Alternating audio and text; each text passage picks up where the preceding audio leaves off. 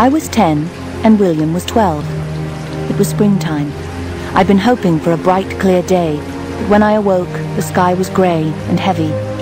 Rain was spitting in my face as I went to our usual meeting place, a little courtyard behind Corn Street. I tucked myself under the overhanging eaves out of the rain and waited for him.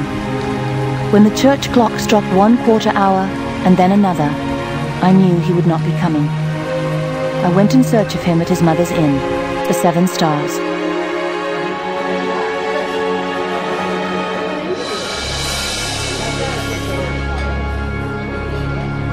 Upstairs, Mari said as she poured rum, running the bottle from one glass to another. When she looked up, her eyes were wary. I followed her glance. William's father, Jake Davies, was sitting in the corner with another man, a bottle on the table between them. I didn't know he was back. Been making his presence felt, she said, gathering the glasses onto a tray. Now shoo, this is no place for you. Your dad would be angry if he knew you were here. I went up the narrow stairs behind the bar, worrying about William. His father liked to use his fists on his wife and his children. He usually started on Mari, then turned on William when he tried to protect her and the little ones. Everything they said, everything they did, seemed to enrage him. They lived their lives when he was not there. As soon as he returned, they were silent and fearful, which only served to fuel his fury. I found William in the room he shared with his smaller brothers, busy laying out his belongings on a square of canvas. He was wearing a sailor's clothes. I'm sorry, Nancy, he said when I came into the room. I don't have time to play with you today. I have to get ready. Ready? I asked. Ready for what? Even though I knew the answer. He was leaving. Our ways were parting. I sensed even then that the next time we met, things would not be the same.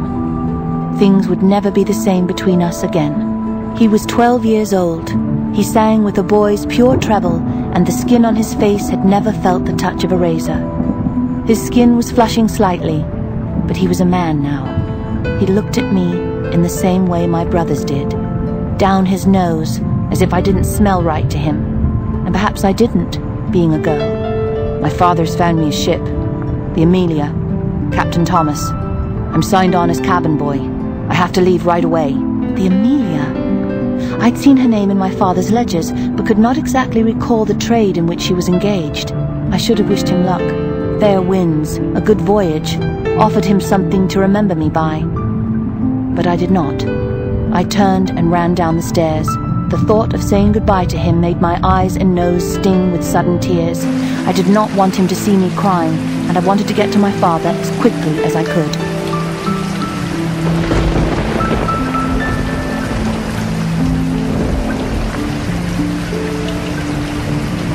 I went straight to his office, high up in the sugar house.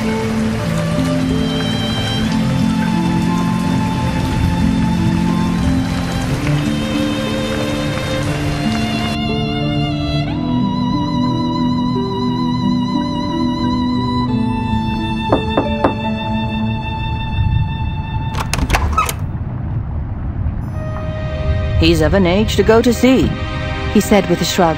It has nothing to do with me. But it's your ship. And it's his father's will. It doesn't do to interfere between father and son. Which ship is it, my dear? The Amelia. My father looked surprised at that. He stuck out his lower lip, pinching it gently between finger and thumb in the way he did when he was thinking. What's the matter? What's wrong with it? The ship? Nothing. All my ships are sound. Anything less would be false economy. The captain, then, is he cruel? No more than usual.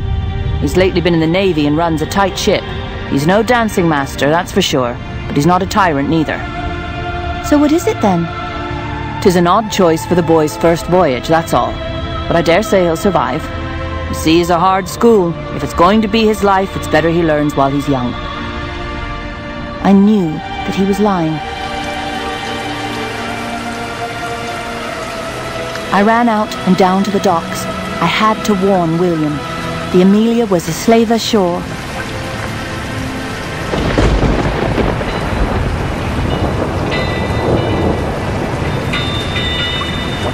I was too late. The water was ebbing from the harbour. The Amelia's berth was empty. She had already sailed, going out on the afternoon tide. I wandered the quayside, disconsolate. Other children called out to me, but I ignored them. Sailors waved from other ships of my father's, but I did not see them. I could not imagine my life without William.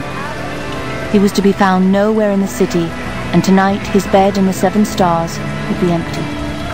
He had been taken on to work a slaver. I should have saved him. I felt that it was all my fault.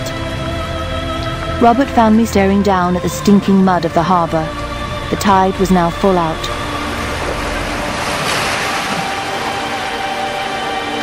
Come, Miss Nancy. I've been looking for you everywhere. He looked down at my dirty, tear-streaked face. You've got to come home and get ready. The master's expecting an important guest and he wants you looking your best.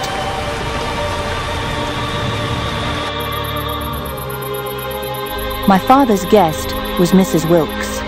She will always be that to me. I never called her mother or even Mrs. Kington. She was always Mrs. Wilkes. I never liked her. She had a face like folded dough, a pursed little mouth, and eyes like tarnished threepenny pieces. She sat opposite my father at dinner that night, and it was clear she was to become his second wife. After my mother, it had taken him a decade to decide to take another, and I wondered at his choice. But this was no affair of the heart. Mrs. Wilkes was a wealthy woman, the widow of Benjamin Wilkes, my father's former partner. When he had dropped dead right in the middle of Corn Street, some had expressed no surprise, saying he'd been worn to a nub by his wife's constant nagging. But even if my father heard such comments, he was not a man to allow gossip to fog his commercial sense. To combine their assets was the most profitable course of action. Love played no part in the marriage, as far as I could tell. She began to make changes even before they were married. I fared better than the dogs, which were immediately banished to the stables, and better than Robert. She could see no use for him, and was all for having him returned to the plantation or sold, which was what people did when they had no further need for a black slave. Except Robert was not a slave. He was free. My father told her that, and said he had no intention of getting rid of him, but he agreed to have him moved from the house, so Robert was sent to the stables to look after the horses and dogs. His place was taken by a cook, a housekeeper, and a couple of maids and footmen, staff that Mrs. Wilkes had brought with her. Once she had the household running to her satisfaction, she turned her attention to me. She looked me over as if I were a filly at a horse fair.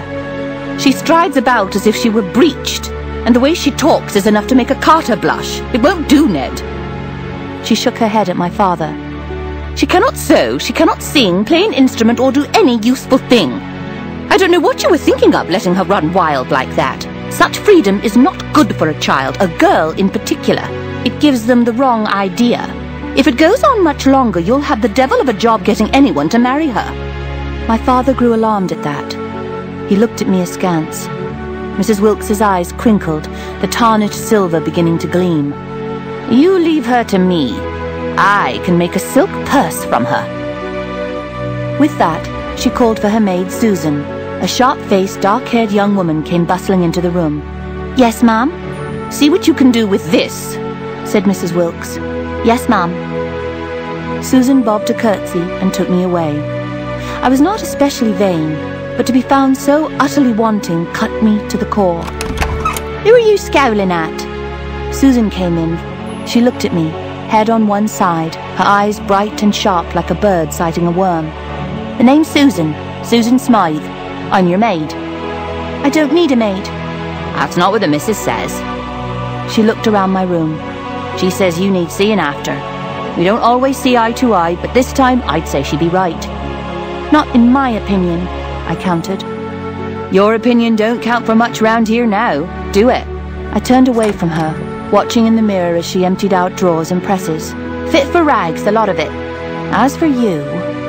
She looked me over, head on one side again, but her bird-like stare had softened. You're a challenge and no mistake. I'll tell the missus we're starting from new. I dare say your pa can bear the expense.